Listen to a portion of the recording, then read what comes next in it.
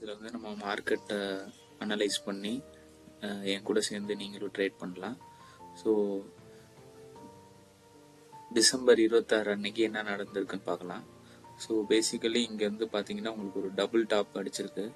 So இது வந்து ஒரு ஒரு இம்பல்ஸான ஒரு அப் ட்ரெண்ட் மூவுக்கு ஒரு ரீட்ரேஸ்மெண்ட்டுக்கான சிக்னல் வந்து இங்கே கிடச்சிருக்கு நமக்கு. அதுக்கேற்ற மாதிரி நமக்கு ஒரு ரீட்ரேஸ்மெண்ட்டும் கிடச்சிச்சு. இங்கேருந்து மார்க்கெட் வந்து சப்போர்ட் எடுத்துகிட்டு போகும்னு பார்த்தோம். ஆனால் எப்போ ப்ரீவியஸ் டே லோவாக கட் பண்ணிச்சோ அப்போவே நமக்கு தெரிஞ்சு போச்சு நம்ம இந்த ப்ரீவியஸாக ஆக்ட் பண்ணிட்டு இருந்த ரெசிஸ்டன்ஸுக்கு வந்து சப்போர்ட் எடுக்க போகுது அப்படின்னு சொல்லிட்டு. ஸோ இங்கேருந்து மார்க்கெட் வந்து என்ன ஆகும்னா இது மோஸ்ட்லி வந்து ஒரு அப் ட்ரெண்டுக்கான பாசிபிலிட்டி தான் இருக்குது. ஸோ இன்னும் வந்து மார்க்கெட் வந்து அப் ட்ரெண்டில் தான் இருக்குது. ஸோ இப்போ வந்து நம்மளோட ஸ்ட்ராட்டஜி படி நம்ம எப்படி வந்து 25 பாயிண்ட்ஸ் வந்து கேப்சர் பண்ணோம் அப்படின்னு சொல்லிட்டு நம்ம பார்ப்போம். ஸோ நம்மளோட ஸ்ட்ராட்டஜி படி இப்போ நம்ம வந்து ஒரு காலில் ஒரு ஸ்ட்ரைக் ப்ரைஸும் புட்டில் ஒரு ஸ்ட்ரைக் ப்ரைஸும் சூஸ் பண்ணிட்டோம். ஸோ வந்துட்டு நம்ம கிளியரான ஒரு என்ட்ரி வந்து இங்கே கிடச்சிருக்கு. 9:36 வந்து உங்களுக்கு என்ட்ரி கிடச்சிருக்கு.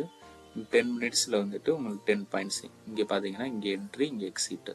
ஸோ அதே மாதிரி தான் இங்கேயும் வந்து எப்போ வந்து நமக்கு 11:10 வந்து ஒரு என்ட்ரி வந்திருக்கு.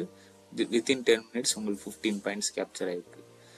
ஸோ இது பேசிக்கலி ஒரு மொமெண்டம் கேப்சர் ஸ்ட்ராட்டஜி தான்.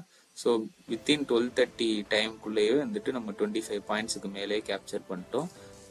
அவ்வளோதான். ஸோ நம்மளோட கான்செப்ட் படி நம்ம வந்து டெய்லி 3 ட்ரேட்ஸ் தான் நம்ம எடுக்க போகிறோம். அந்த 3 ட்ரேடுக்குள்ளக்கான டார்கெட் வந்து 25 பாயிண்ட்ஸ். ஸோ இந்த சேனல் வந்து ஃபாலோ பண்ணுங்கள். நம்ம வந்து ஒன்றா ட்ராவல் பண்ணலாம். ஸோ நெக்ஸ்ட்டு நாளைக்கு அதாவது மண்டேக்குரிய ஸ்ட்ரைக் ப்ரைஸஸ் வந்து 25,900ம் 26,200 புட்டும்.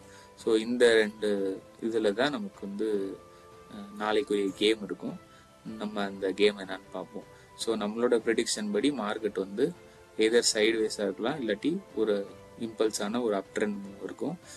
எஸ்ஜிஎஸ் நிஃப்டி ஆல்ரெடி ஒரு 50 பாயிண்ட்ஸ் கிட்ட ஒரு பாசிட்டிவ் ஒரு கேப் அப் ஓப்பனிங்காக தான் இருக்கும்.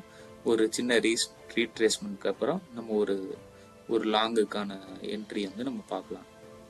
So thanks guys.